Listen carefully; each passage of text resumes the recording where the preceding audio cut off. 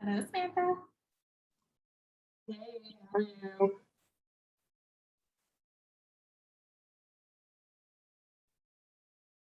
Webinars, I get to kind of sneak peek some faces that are familiar and say hello. That's Well, great. since it is 5:01, I know we have a short, small group with us right now, but maybe we can go ahead and do kind of some introductions and get the ball rolling so that people can casually join us, and they'll have the chat message link so they can get caught up as we need to. But Okay. I want to first say hello to everybody. Welcome to our monthly alumni webinar in November. We've been doing these now for almost a year now, I guess. In January, we'll have started fresh. So it's exciting to finish up the year with some really strong speakers. Please feel free to introduce yourself for those who have recently joined already. Provide your contact information to the side. You might already see in the chat box to the right that I put my contact info in there. I'm Rachel Frisch, adjunct faculty now, transitioned in December. I'm almost at a full year that I've been adjunct, not full faculty, and I'm in private practice now. And I would love for people to introduce themselves, add their contact information in the side chat box, mostly so that the goal of tonight can be interactive and we can have each other's contact information and network. The goal of these monthly webinars is to set an opportunity up for alumni, psychiatrists, psychologists, social workers, care managers, whoever is a current alumni or current faculty at UNC to be able to liaise and network with those who are on campus, off campus. The department itself is so massive, and there's so many people who do such amazing work, but work often in silos because we tend to be so busy in the world that we have. And then we have all these great alumni in the community who also are doing amazing work. So the goal is to kind of see where we overlap, where we can refer to one another, where we can learn from one another and build our services even better and help serve the North Carolina population even more so than we already do. So please remember that we want this event to be interactive, and feel free to type your questions up. I'll try to keep an eye on it, as well as Sam, so that we can answer questions as they come up. But also please keep your microphones off. I know this is dinner time. You might hear my kiddos in the background. I heard we might hear some dogs this evening. So feel free, if you're able, to keep your microphone off unless you are the one speaking. We do have some amazing speakers tonight. November is National Homelessness Awareness Month. Wonderful time of year, as we all know, to, as the holidays approaching, be very grateful for the successes, safety, and health that we have as individuals, as well as a time to really reflect and acknowledge that many of these patients whom we serve in this field often do struggle to acquire and maintain access to these basic human rights like safety, shelter, and medical care. I know that many of our wonderful colleagues specialize in treating the vulnerable SPMI populations and can share their knowledge and expertise in the specialized area of care, both on campus and off. So please feel free, if you work in this realm, in addition to what we're hearing tonight, to please speak up and teach us what you're doing so we can learn more about your programs as well. Tonight we are joined by two wonderful speakers, the amazing Dr. John Gilmore, MD psychiatrist. Many of us know him as the director of the Center of Excellence in Community Mental Health. He's also the Thad and Alice Ewer Distinguished Professor and Vice Chair of Research and Scientific Affairs. Dr. Gilmore has long time paved the way for community psychiatry at UNC, was my own step clinic mentor back when I was in training, and always a lifelong learner, learning more from John as we go through. Excited to hear what programs he's working on now, what research he's involved in, and seeing how the campus is growing even more in terms of how it serves the community. We are also joined by Kiana Davis Mph. She's a clinical instructor and the Homelinks team lead. She's somewhat newish faculty, having joined recently in August UNC department, but already showing her strengths as it comes to her passion for promoting health equity, mental well-being, and supporting under-resourced individuals in the Triangle. So thank you both for joining us tonight. I'm glad to pass the presentation on over to you. Feel free to let me know if you all need help with the slides, or Sam is available also in case you need help with the transition. Awesome. Thank you so much for having us. Dr. Gilmore, did you want to start with like an overview? Yeah. I was told this is pretty informal, so I didn't really create a whole, That spiel is the most formal it should be. All right. So get people just to introduce themselves, so we know it's a small group. Would that work? I love it. Yeah. So I started already by introducing myself. I'm Rachel, for those of you who know. Okay. All right. Psychiatrist too. Right now my practice serves. I work with a lot of other physicians, and I work with a lot of young adults and females. I do a lot of reproductive women's mood disorders, and I am private practice based in Cary, mostly telemedicine right now. I know we have a couple of other young faculty. I might want to throw, I don't know, is Dana around, who might want to introduce herself. Hi, I'm Dana, doctor. Good to see everyone. I am junior faculty. Clinically, I work on the psychotic disorders inpatient unit primarily and do some other stuff with med student education, but I think the 3 neuroscience is what is most applicable to the talk tonight. So thanks for having me.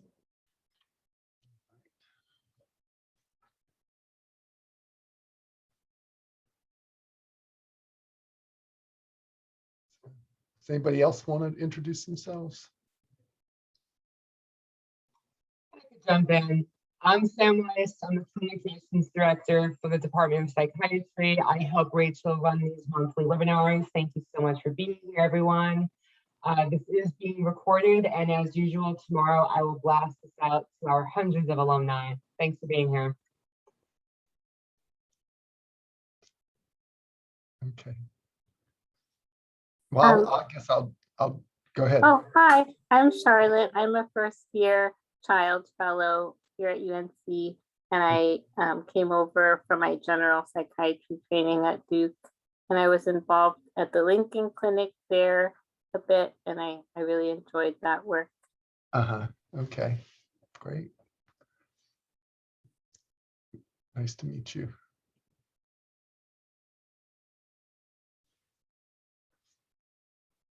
So okay.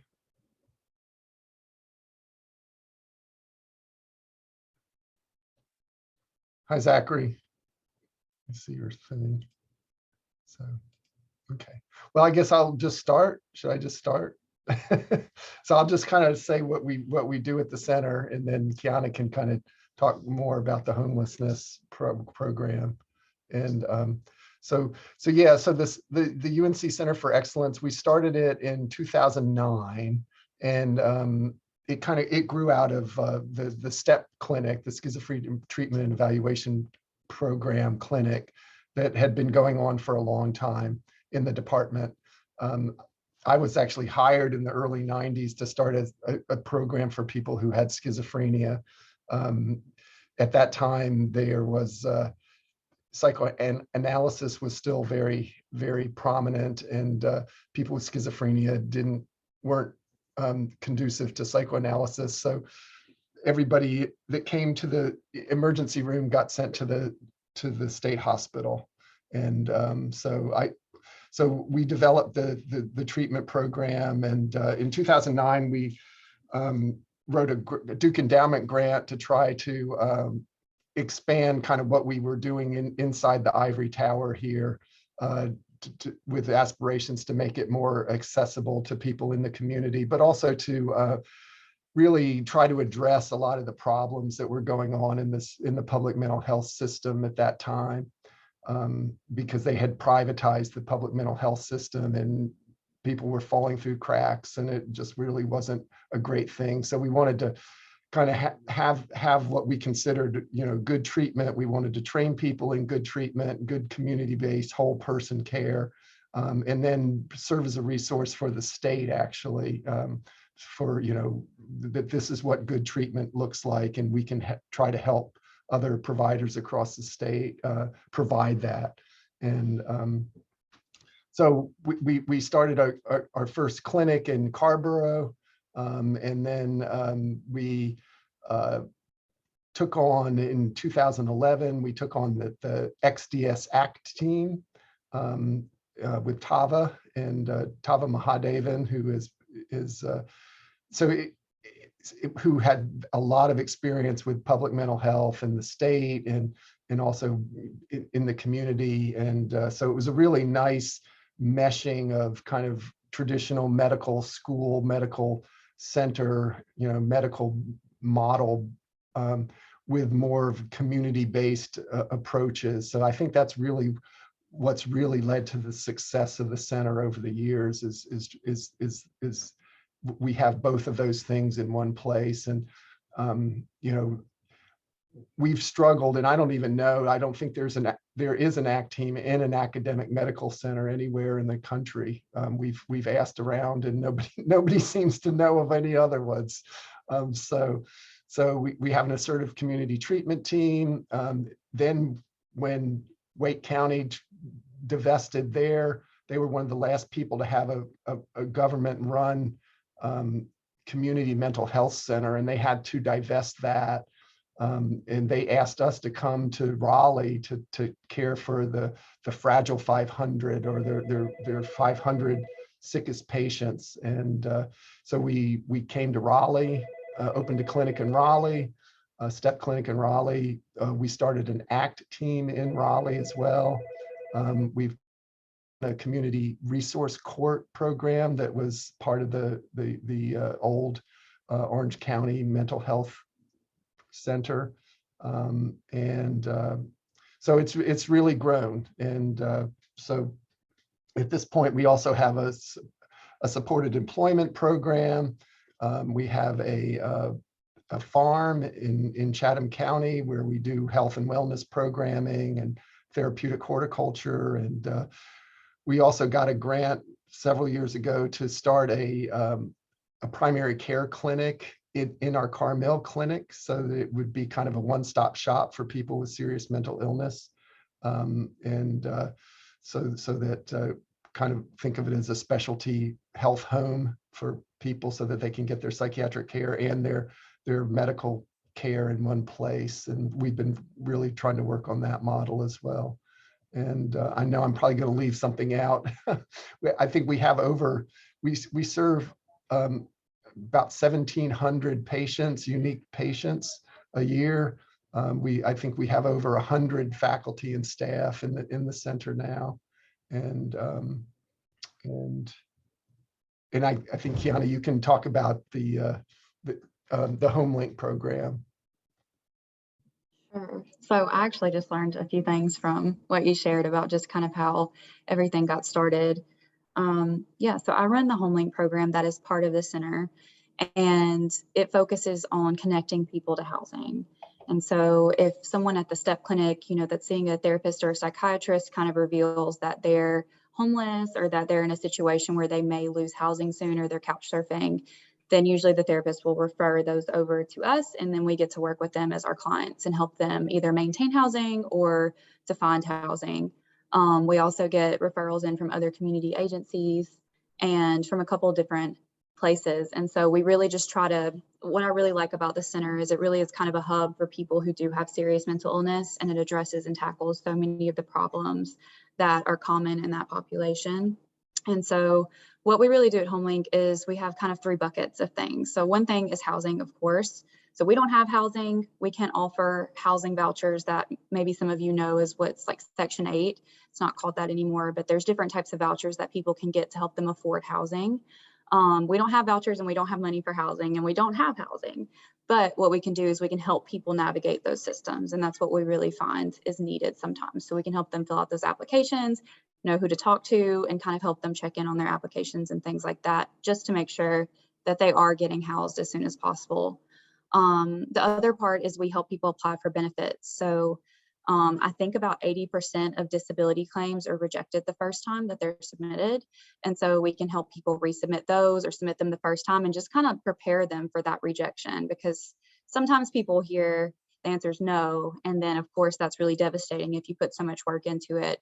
Even if they do have a disability and would, be able to claim that, they kind of want to quit. And so we tell them up front, this is probably what's going to happen, but then this is what we're going to do. This is going to be the next step.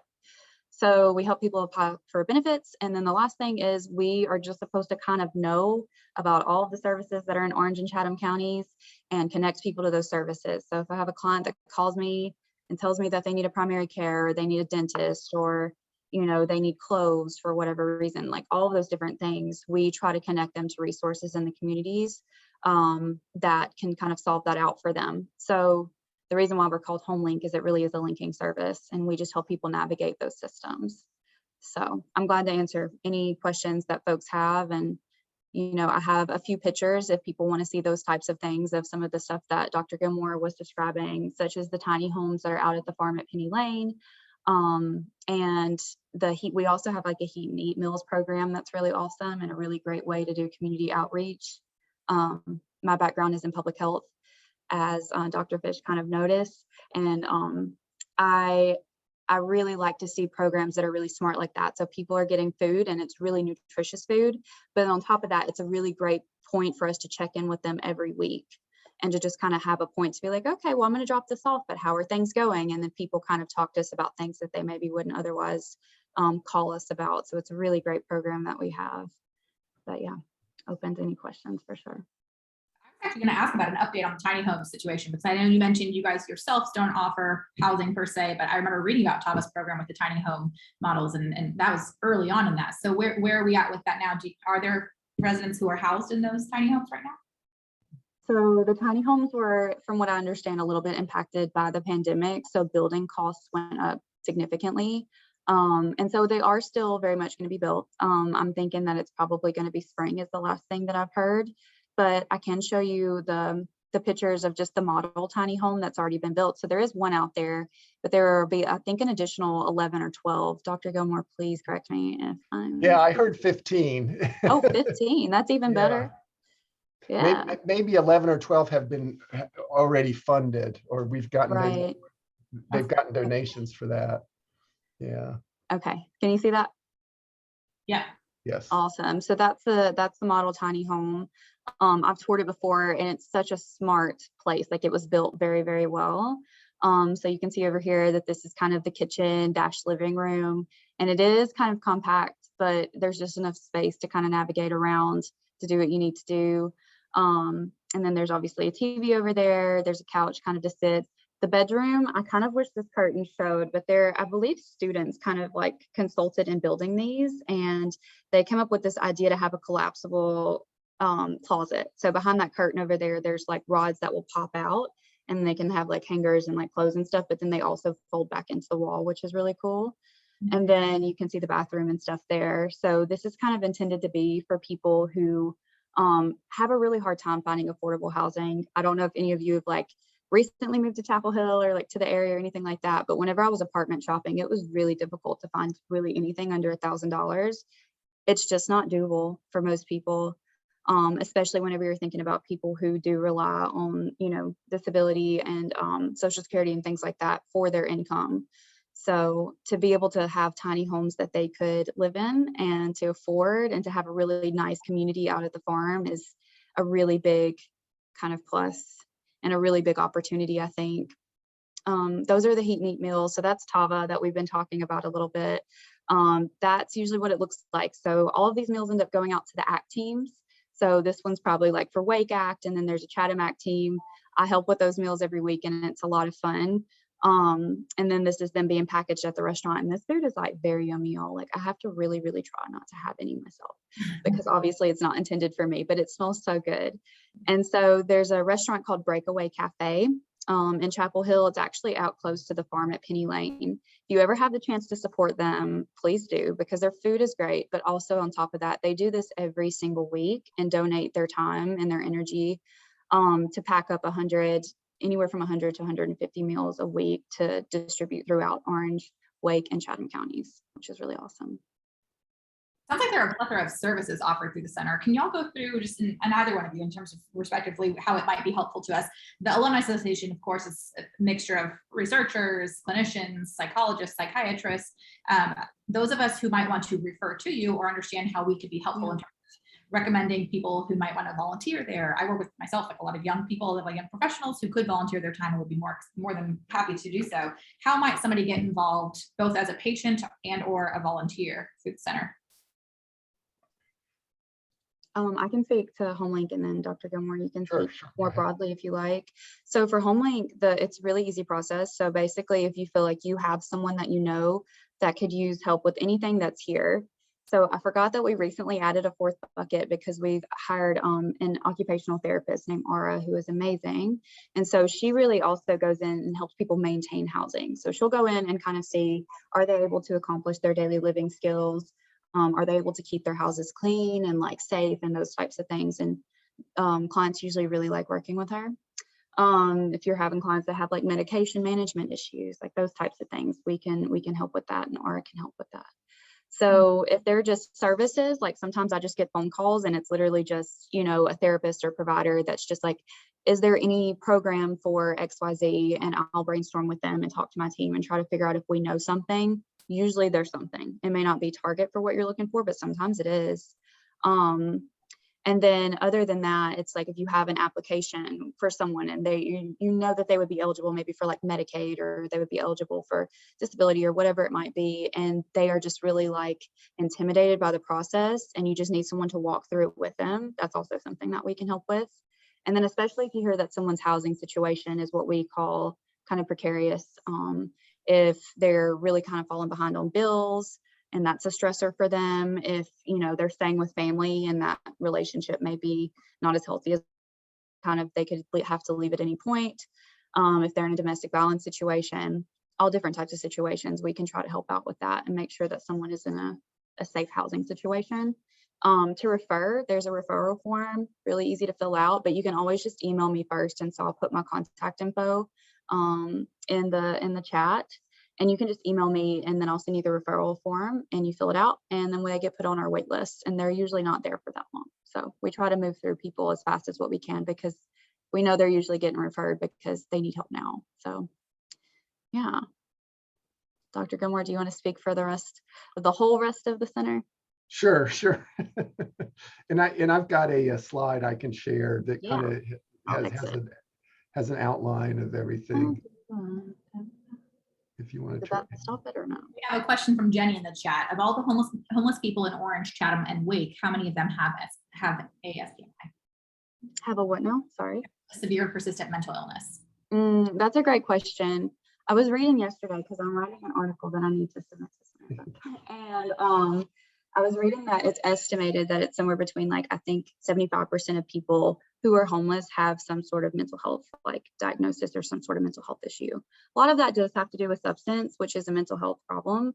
But at the same time, I think the next leading cause after alcohol use and then drug use is schizophrenia. So it's pretty prevalent.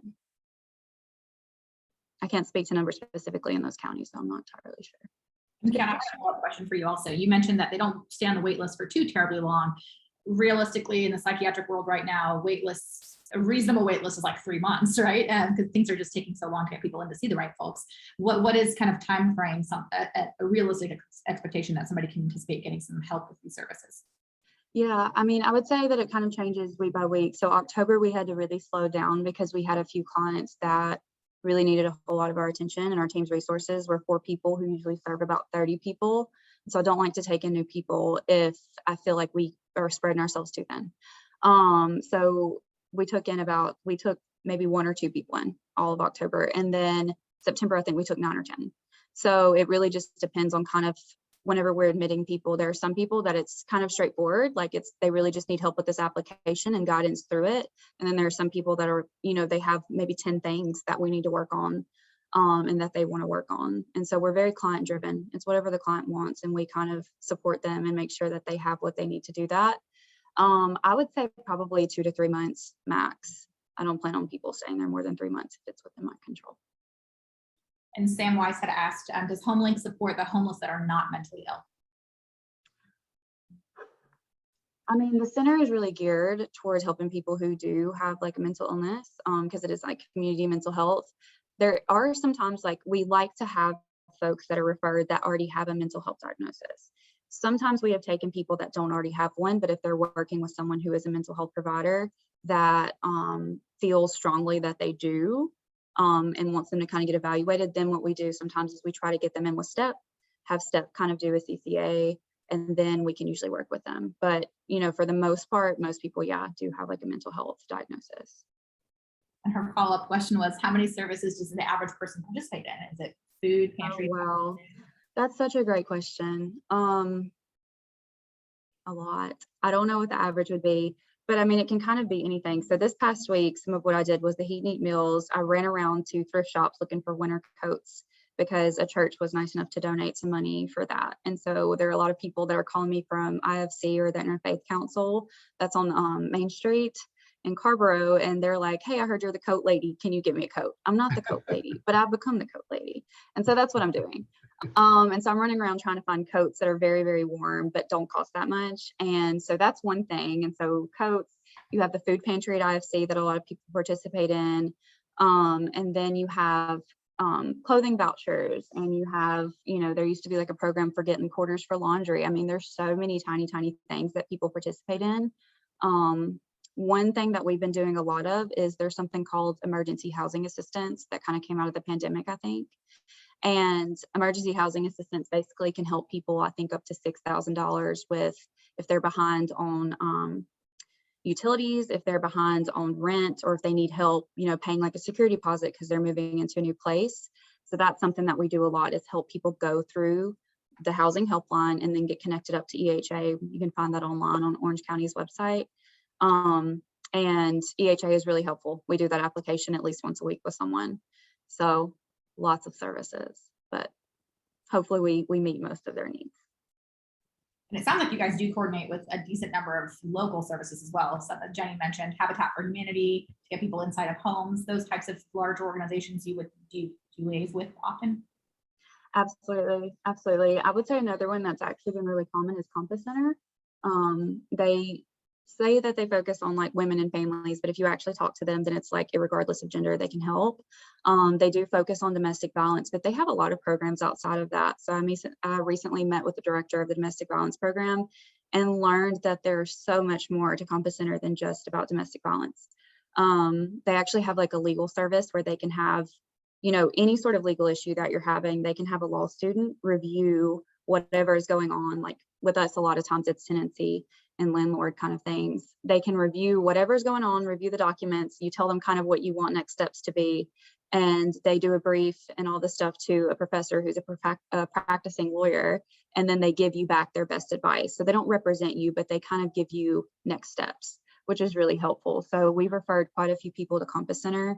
And we do have a lot of domestic violence that happens with our clients. Unfortunately, it's just kind of part of it. And Compass Center has been such a huge resource for that.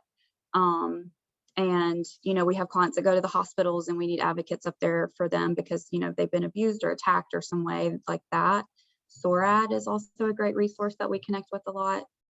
They're street outreach, and they help people, like if they're staying in a tent, they can help them get an air mattress, and they can help them get a fan if it's hot, and different things to just kind of help them survive that type of weather.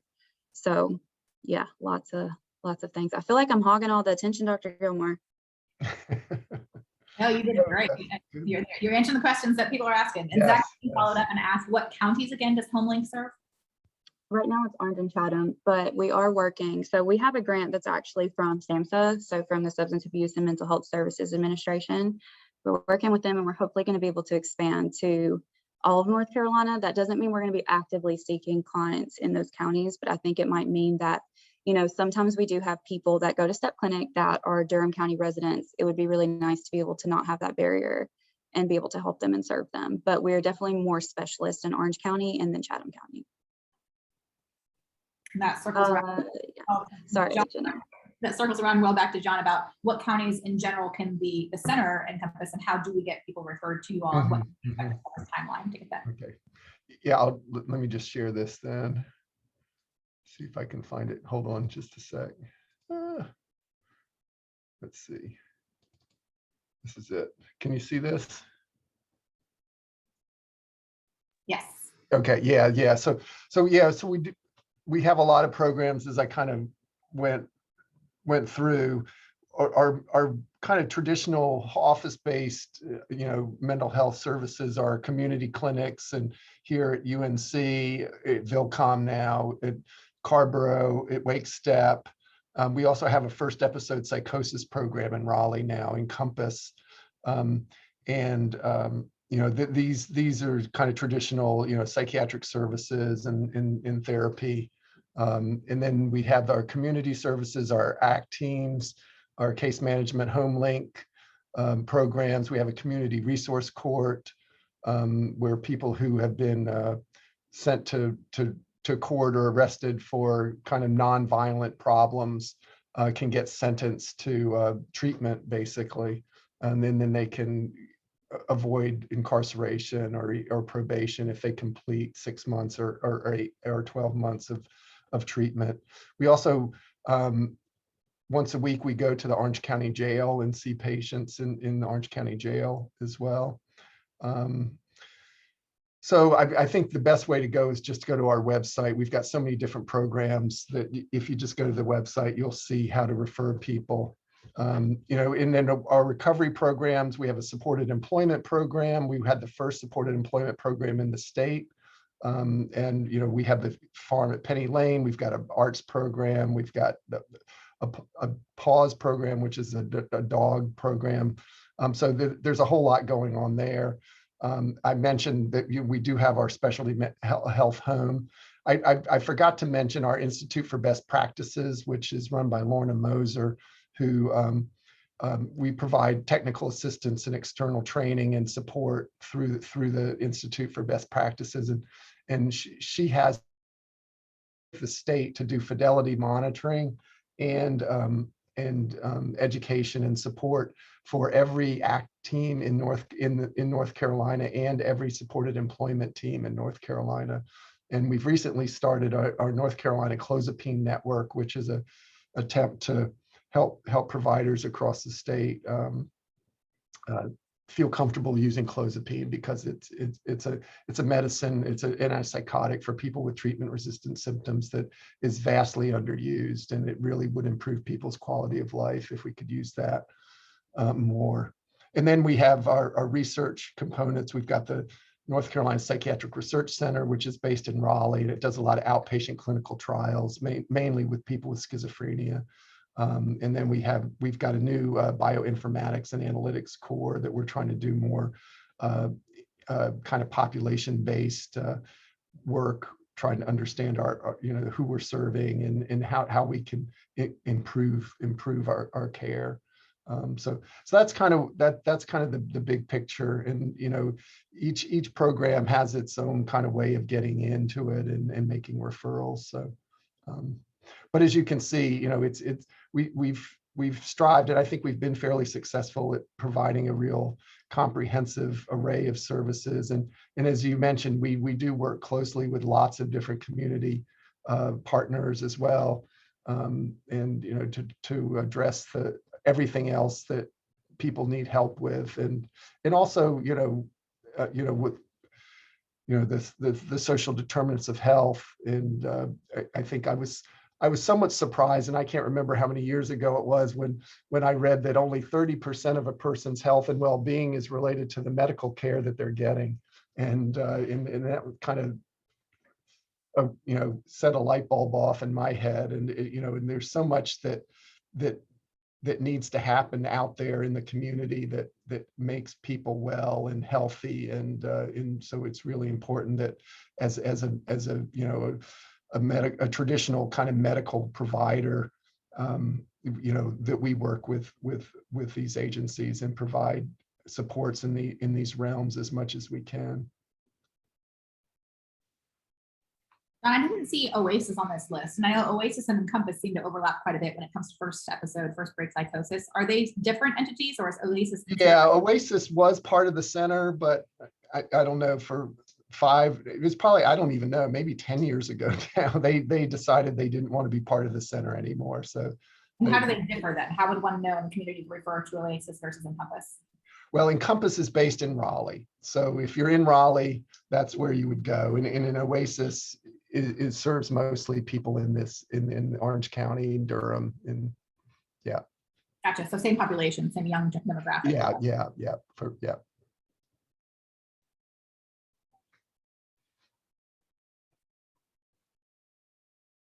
This is amazing. I mean, I knew you all had breadth in terms of what you do, but that PowerPoint slide, I don't know how you keep it straight, because there is so many opportunities to help.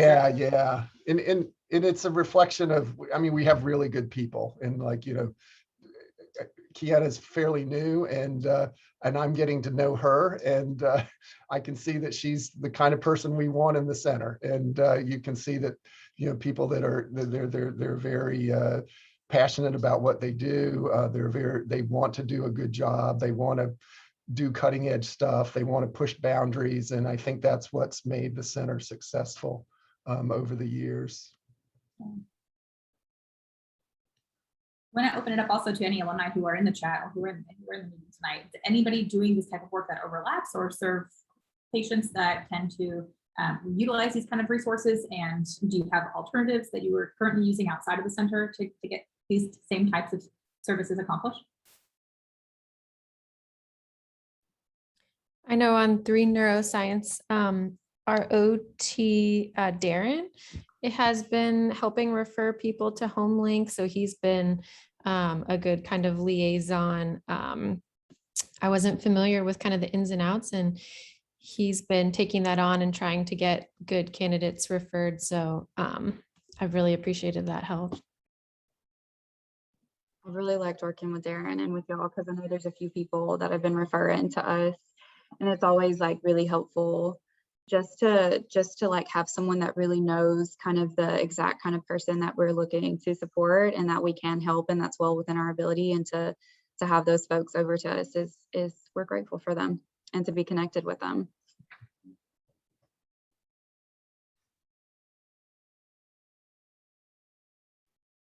Also, I just wanted to clarify because whenever Homelink talks about like mental health and mental illness, it doesn't necessarily need to just be schizophrenia, because I know that that's kind of been what we've mainly talked about.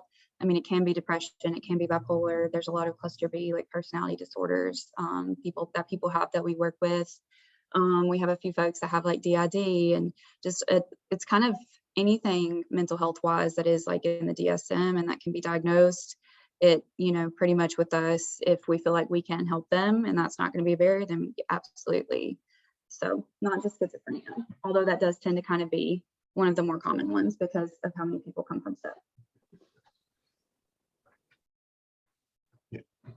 Yeah, and I think that the larger centers as well serves, you know, lots of people with bipolar illness and severe depression and some personality disorders. And we have, you know, no surprise, we have a lot of patients with comorbid substance abuse problems as well.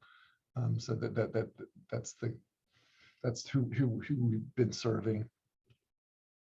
Just to clarify, a patient does not need to be getting their primary psychiatric care or individual psychotherapy through STEP or the clinicians there, correct? Like they can utilize just the case management and service outpatient piece, or do they have to be a patient treated? For case management that's specifically connected to STEP, they do have to be a STEP client, I'm pretty sure. I think that I just heard Ben, who runs that program, I think I just heard him say that they need to be a STEP client. What Ben does and then what Homelink does is actually pretty similar, but Homelink clients don't need to be connected to STEP clinic. Mm-hmm. We try not to case manage, we try just to do housing, but then obviously we have other things that come up, and so sometimes it turns into that. And so, yeah, with Homelink, you don't need to be connected with any certain community agency, that people can refer themselves. That's fine as well. So yeah. Mm-hmm.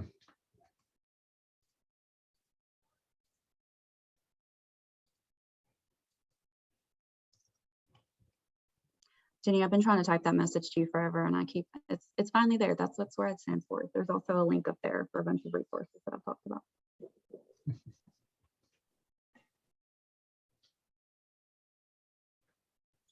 John, in terms of STEP referrals, is there a certain type of client that is too sick or too well to be able to benefit from or be triaged into being allowed into the STEP services right now for referral? Because I think that's historically been a lot of people's reservation, especially in outpatient community psychiatry, right?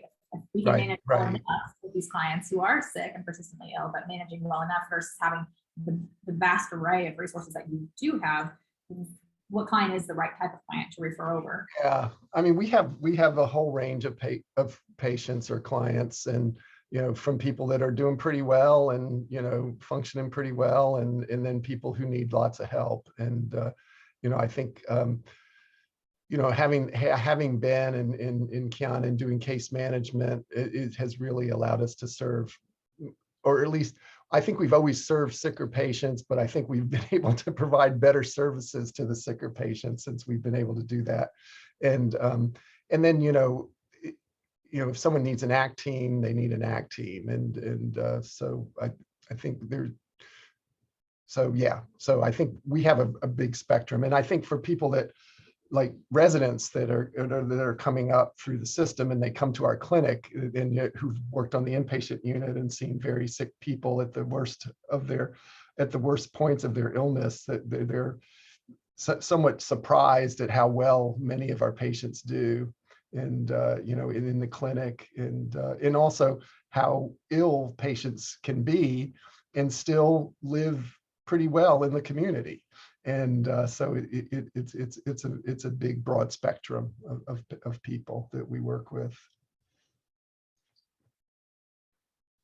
And I know there's the community psychiatry fellowship. Can you speak on that about what type, how many graduates have we had and what types of work they're doing, if they're staying local or affiliated with UNC afterwards? I don't know that I know of any people who've gone through the fellowship. And was it research heavy more so or clinically? No, I mean, we started it actually a long time ago, and it kind of went on hiatus. And Robin Reed went through it, and then oh, I'm trying to remember. There was someone else right after her. Can't remember.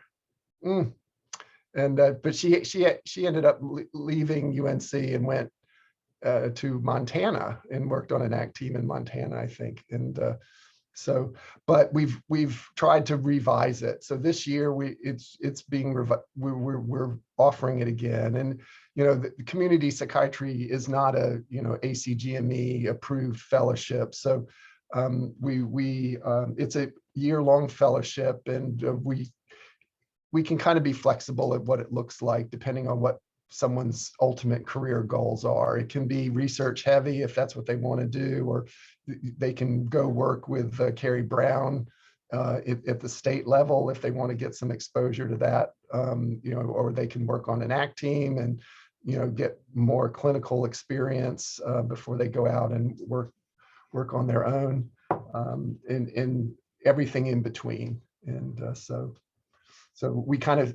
we see it as about 50% time doing clinical work in whatever setting, and then about 50% time of professional development that's kind of individually tailored to whoever wants to do it.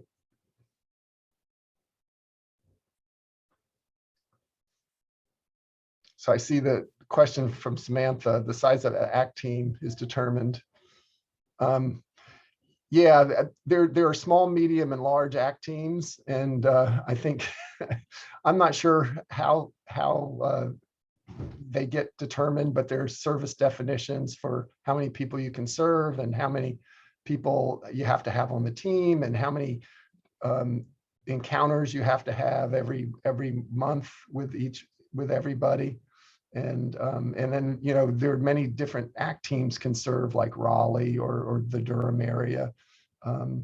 So I'm not sure I'm not sure who decides how many ACT teams serve an area. I guess it's the LMEs or the local management entities kind of have a sense of what the need is, and they can encourage or help agencies stand up ACT teams or expand their ACT teams if they're needed.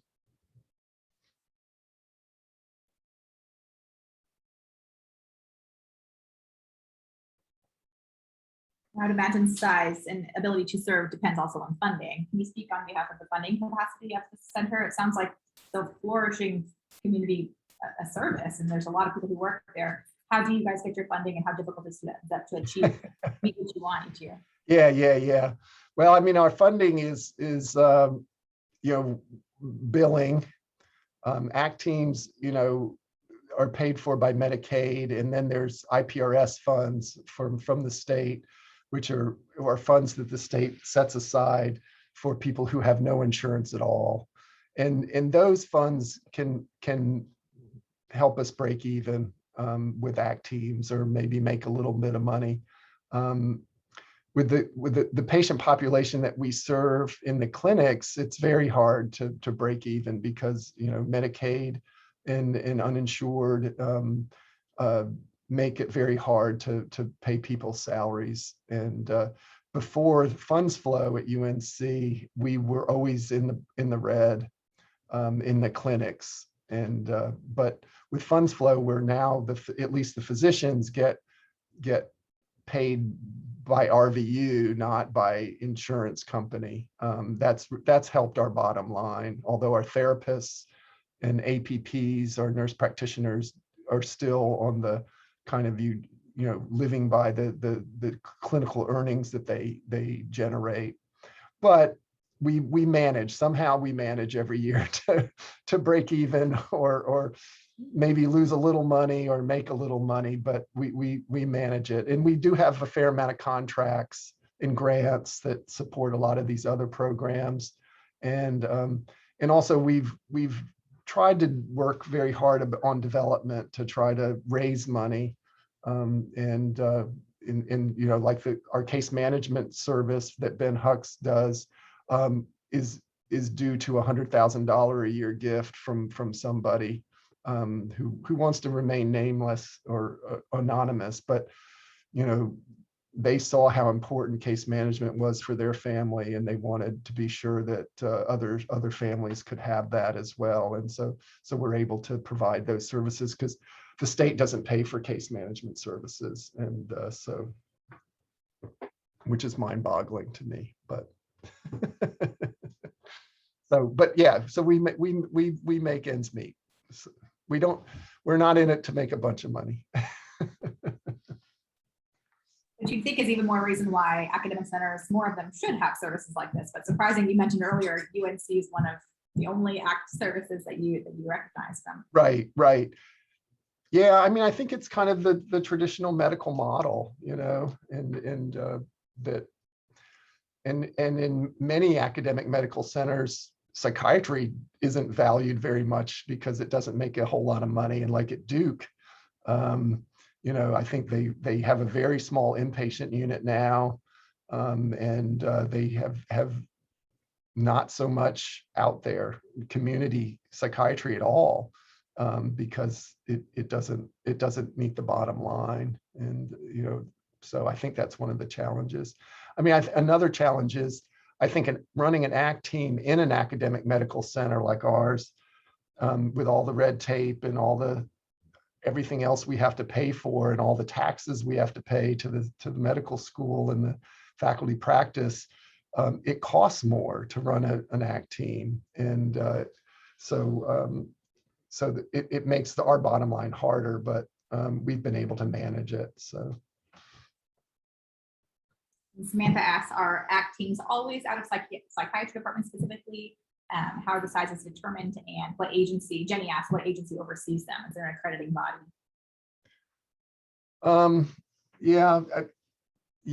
I think there are several different accrediting bodies, and ours is CARF, and I don't remember what that stands for. I don't know if you know, Kiana. Yeah, you're muted. I'm gonna Google. That's what I said. Oh, I don't know okay. what CARF stands for. Yeah.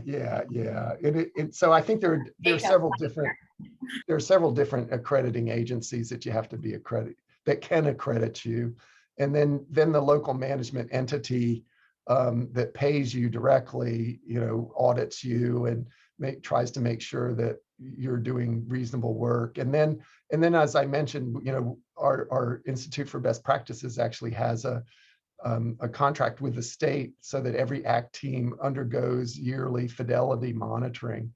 So we go out and rate each team for how good they're doing compared to the model. And in that action, so I think, so anyway, hopefully that answers your question, Jenny.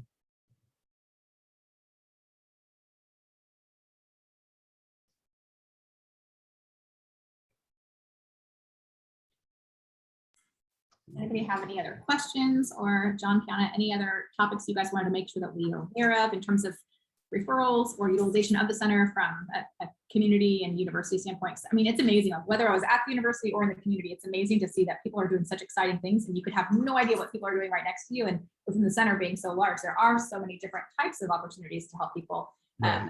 Any important things that we haven't yet talked about that you wanted to make sure we covered this evening? I can't think of anything. I would just say, and this is kind of Homelink specific, just anytime you're working with people, I think it's really important to have like an expanded definition of what homelessness means and even what mental health means. And, anybody can kind of be affected, and there are so many different ways that it can look, and people's situations change kind of frequently. And, that's just something I've noticed with my clients is there's just been a series of decisions and a series of circumstances, and they've led them to this place where they really just need a hand up, and it's not so much a hand out that they're looking for, but they're just like, I don't know how to get out of this, but I want to, and they're kind of willing to do whatever. And so I guess just, yeah, kind of have an expanded view and perspective of what that means to be homeless or to be precariously housed and to be struggling with mental health in any sort of way is just always helpful for, professionals in any role, honestly, but especially in kind of what we do here. And also just thanks for joining and asking questions and stuff. I still can't find out what CARF means though. I'm trying. Wait, I found something that says find out what the acronym CARF means. The Commission on Accreditation of Rehabilitation Facilities. There you go. What is All it? questions have been answered. Damn. Yeah, there it is. And I think Sam answered the question that Jillian posed of these recordings will be available. I believe, Sam, is it on the intranet or have we gotten on the internet? Nuance. Intranet, but I do email it out tomorrow to the alumni listserv. So if you aren't sure if you're on that, let me know. But if you're on this meeting, you probably are on the list. And Jillian, I know you've joined us for a couple of sessions. Do you mind introducing yourself? Because I don't know that we've met before. Yeah, so I'm Jillian Reard. I graduated in 17 from UNC Med, and I came in, I was an oral surgery resident at the time, and I have a long story. I won't bore you with it right now. I currently live in Houston. Homelessness is a huge issue right next to my door. I'm trying to come back to UNC. That's another story, but we won't share. So I'm so excited to have the opportunity with this new Zoom era to join you all, because I've been craving that ability to do that. And when I saw the topic today, I was so eager, but I'm on Central Time, and so caused me to be late. So I'm sorry about that. But thank you for the opportunity to be here and for the presentation and this discussion. It's been nice to join in. Yeah, we're happy to have you join us. That's great. Yes. So hopefully to see you on Eastern Time soon, if and when you're back at Yes, that would be great. That would be great. We're manifesting it, right? Yeah. And I think the only other person that we haven't had introduced, Jenny, do you mind introducing who you are and what role you've served with UNC? Hi, I actually work for Dr. Gilmore. I'm also a grad student in the School of Public Health. And so I'm just taking every opportunity I can to learn because, as you've noticed, there's a lot to the Center of Excellence. And it's just, so much to learn. So I'm glad to be able to learn more about Homelink. Awesome. Jenny, what is your concentration in public health? I'm in the leadership concentration, but of course I keep things more centered on mental health and what I can do in the mental health world from a public health perspective. So, obviously, Kiana, what you do is, the kind of stuff, I see myself doing in the future once I'm done with Dr. Gilmore's study, if it ever ends. Not that I want it to end, it can go on for decades, it is longitudinal. Yeah, you'll have to learn more about the study. So anyway, yeah, that's why I'm here. It's just to learn more. And my coworker Isabel was on here for a split second, and so I'm sure she would love to get a link to the recording as well if she doesn't already know about Homelink. But yeah, I'll talk to her about that tomorrow. So yeah, I'm glad we had this presentation. Awesome. Right. Thanks for joining us, Jenny. And I see one question from Dana Doctor, Dr. Dana Doctor. Any post-discharge wraparound services available in the center? No, we don't. We don't. I mean, we just do the best we can. Yeah. I will say for go ahead, Dr. Gilmore, I'm sorry. Yeah, we are actually applying to, the state is going to be funding care management under the tailored plan, and the center is applying for that. And so if we get it, we'll have 4 caseworkers that will be providing care management for, a caseload of people with SMI, and post-discharge kind of stuff is one of the things in that. So we may be able to start providing those services. They pushed back the deadline now. It was hopefully it was going to start in July of next year, but it looks like it's been pushed back to December of next year. That's helpful. I feel like some of our patients end up sort of not like falling through the cracks a bit, who I feel like, especially first break, like would be good candidates in my mind for Oasis, but then of course marijuana becomes involved in some capacity. And if it's not clear cut, they don't end up being good candidates for their clinic. And our step clinics are happy to take them too, but aren't able to provide kind of the same level of care that the Oasis clinic in terms of their support. So it'd be nice for especially these people early on in their illness to have some sort of extra support and guidance through the process. Yeah, I mean, in some way, in some cases, we can get Ben involved, and he can provide that on a limited basis, because there's always a waiting. But that may be something that we, if with a little warning, we could try to arrange that. On that note, what is the turnaround if somebody were to be referred from the inpatient unit to step right now? What would the wait list potentially be like for step clinic? I mean, I think we've been pretty good. I think we've been getting people in within a week or two. Yeah, I can comment a little that at least all the people we've referred have been able to get appointments, within a week or two post-hospital discharge. So I've been very pleasantly surprised, but I think we also try and pick patients that seem to be good candidates and not referring absolutely everyone to step. So I think that's helped. Mm-hmm. Yeah. Yeah, and we should have more conversations, Dana, about that. And at one point, we were a little more integrated into what was going on the inpatient unit, but that's kind of drifted away over the years. And but we would definitely be interested in renewing that conversation and trying to get the inpatient unit in our seamless collaboration. You're making my alumni ambassador networking heart glow right now. I think